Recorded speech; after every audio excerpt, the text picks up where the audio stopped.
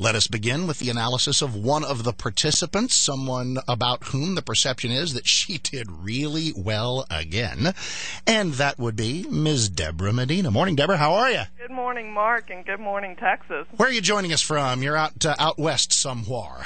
I think I put my head on the pillow in Midland last night. That's kind of where I am. I have to wake up and recalculate. But I'm in Midland today, headed around, got a few business stops along the way, and then I'll be in Lubbock tonight. How do you think Friday night went? Well, all reports are that we hit another home run, and it's, folks all over Texas that are working to help make that happen. I'm certainly doing my homework and studying, but I tell you, some of that information that I had is as a result of people helping study. I have said there's wisdom in the minds of men. When we start putting our heads together as Texans, we're going to solve these problems outside the box more quickly and more rapidly than people expect. And several of those things that I was able to talk about on Friday were as a result of other people doing research and sending it to me and helping me get ready. And it's Texas working to take back Texas. This really is a We Texans campaign, and I couldn't be more honored to be the vessel carrying the message for people. You mentioned some of the answers I had, and that takes us straight. We'll cover big issues here in a second, but they fashioned a bit of a Jeopardy segment in which they took all three of you. Me, the average teacher. Golly Moses! They asked Kay who the first governor of Texas was. It was unbelievably uncomfortable. They asked the governor about jobs lost and created, which he really did not want to answer in the way that they wanted. No incumbent wants to talk about jobs lost. And so when it came your time, it's like, okay, Ms. Medina, what's the average pay of a Texas teacher? And you paused a moment and said, you mean like overall? Every teacher is just average teacher. And you said, $46,000? Nailed it. Nailed it. Now, how much luck, how much homework? I knew generally the starting salary. I had followed that. I think we've talked about that in the news over the last several years. Every time you have an education debate, you kind of have that discussion. So I guess it was a quasi-educated guess, knowing business and kind of how things tend to go. But I understand that that was kind of a popular answer in the debate watching part. Man, that's I can only imagine at the various people's headquarters and such. Well, let's go to some of the larger issues.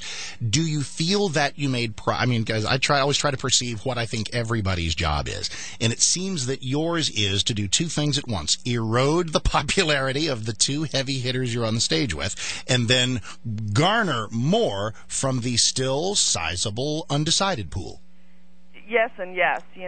I said before I went into this debate, I really believe we've got to do a better job, all of us as voters, interviewing our candidates. You're hiring somebody to do a job, and I felt like the biggest thing I needed to do was go back out there and demonstrate that I was ready to be the governor of Texas, that I could think, that I was had some experience in management and administration at the executive level, and that I understood the reality of what was going on in Texas. I'm not going to walk into that office thinking everything's hunky-dory fine and we're just going to keep rocking along like we have been, and I needed to be able to demonstrate that. And you're absolutely right. I've also got to give Texas voters a reason to fire Governor Perry. It has nothing to do with Governor Perry as a gentleman. He was perfectly cordial, and I think anybody that's ever been in a room with him understands that he's a nice enough guy to be around. But the reality is that the direction he is leading Texas is right along the same path that California walked. It's along the same path that the United States is walking. It is bigger government, and we will not stay a constitutional republic, a free and prosperous society, if we don't start backing off of making the government solve everything. We've got to look ourselves in the eye and say, what's my government doing for me that I ought to be doing for myself?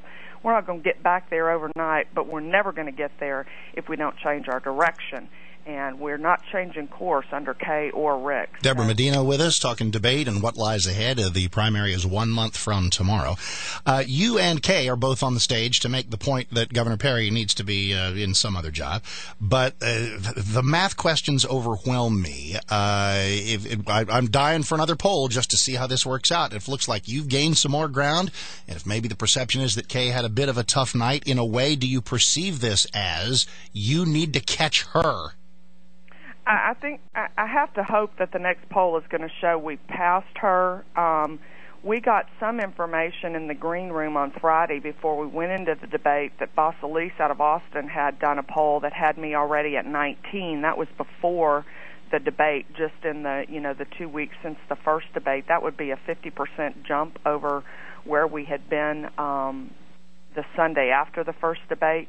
And I have to fully expect from all of the traffic, the donations are still continuing to come in.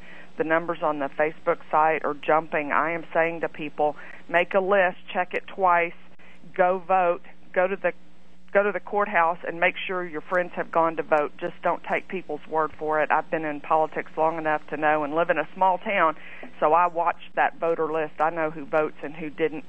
And it happens everywhere. People will tell you at church and they'll tell you in the grocery store, hey, I voted for you. And you look at the roll, and they didn't actually make it to the poll to vote. They intended to. Intentions were good. They had a thought about it. We don't win elections like that. We've got to hold one another accountable and get to the polling place. And so we're really working on that and turning out the vote for this election. We're going to win. You mentioned fundraising, which has got to be going as poll numbers go up. Fundraising tends to. Are you compiling building a pile of money so that in the last week or two, you're out there duking it out spot for spot with Perry and Hutchison on TV and radio? Yeah, I don't know if we'll get spot for spot, but we certainly have targeted the areas of Texas where we know we have to win, and we're going to dump every dime of commercial media time into those markets that we can. Is it a secret what those parts of the state are? Oh, I think anybody, it's not rocket science. You got to look at the Metroplex area all up in here, kind of the I-35 corridor of Texas and Houston area, and then some down in the valley. Gotcha. When we went to the final statements, I'm sitting there making notes, and I'm talking about what everybody had done. Let me give you about 20 seconds of something from your final statement, and I want to ask you about it here, Deborah, from the end of the Belo debate.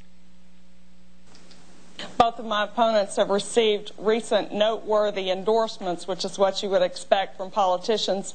The endorsement I'm most interested in is yours. He would have you believe that Texas is in great shape when, in fact, financial ruin is knocking at our doorstep. Now, I love the endorsement I'm looking for is yours. I think that everybody loves that. But on the brink of financial ruin, isn't that a bit of an overstatement? I don't think so, Mark. Sorry about that. Go ahead. When you're adding 156,000 government jobs in the face of losing 14, that balance is way off.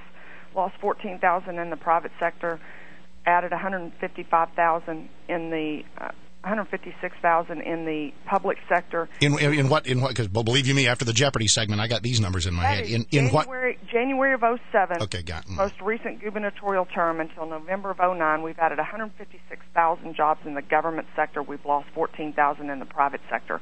So the balance there is way off. You've got 14,000 fewer people working, supporting 156,000 more government employees. We've tripled our debt.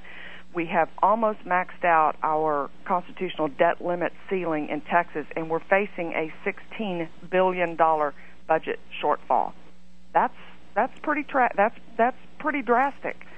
In a time when the economy of our nation is also struggling. So we're not doing the right things. And the governor says, well, I've already ordered state agencies to cut spending by 5%, but your executive branch, sir, is up 13.5% in the first quarter of this year. Double-digit increase in spending in the Texas executive branch of government. We're not doing the right things. Can we head it off? Absolutely. Is Texas entrepreneurial and hardworking? You bet. We'll turn it around, but we're not going to do it if we say, oh, yeah, there's no tomorrow, and we can just keep spending like we have been. And that's my concern. The website is medinafortexas.com. Debra Medina, always a pleasure. We'll be talking. Looks like last debate, I guess. You'll do 5 more if they ask you, I'm guessing, but it doesn't look like there are any in the pipeline. That's right. Love to do some more. I'm going to keep working hard. All of Texas is hitting the ground hard. We've got a lot of work to do. All hands on deck. We'll win this thing on March 2nd.